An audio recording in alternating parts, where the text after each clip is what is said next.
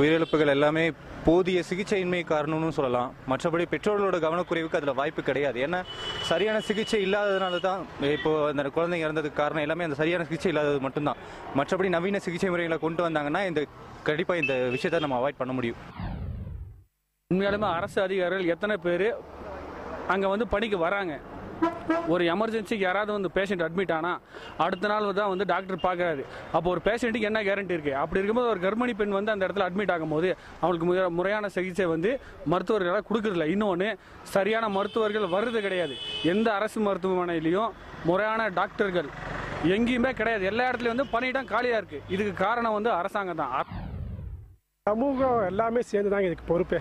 ஏன்னா இன்னைக்கு சமூகத்தில் பார்த்தீங்கன்னா காசு பணம் இருக்குன்றதுக்கு வேண்டி தனியார் ஹாஸ்பிட்டலில் தான் ஜாஸ்தி கொண்டே காமிக்கிறாங்க. இப்போ நம்ம பொது மருத்துவமனை, இந்த அரசு மருத்துவமனையில் யார் மதிக்கிறா? அது இவங்களுக்கு ஒரு அலட்சியமாக போச்சு. வர ஒரு பேஷண்ட்டை எப்படி ட்ரீட் பண்ணுறதை கூட அவங்க மறந்துடுறாங்க.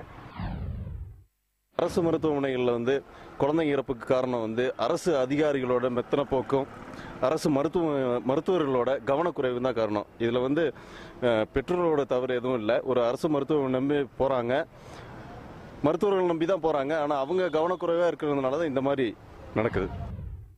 மருத்துவ ரீதியாக அந்த பெண்கள் கர்ப்பம் தரித்த பெண்களை மருத்துவ ரீதியாக பிரசவத்துக்கு முன்னால் நல்ல முறையில் சிகிச்சை அளித்து அதை செக் பண்ணியிருக்காங்களான்றது ஒரு காரணம் பெற்றோர்களோட கையில் இருக்குது. அதை கரெக்டாக பண்ணணும்.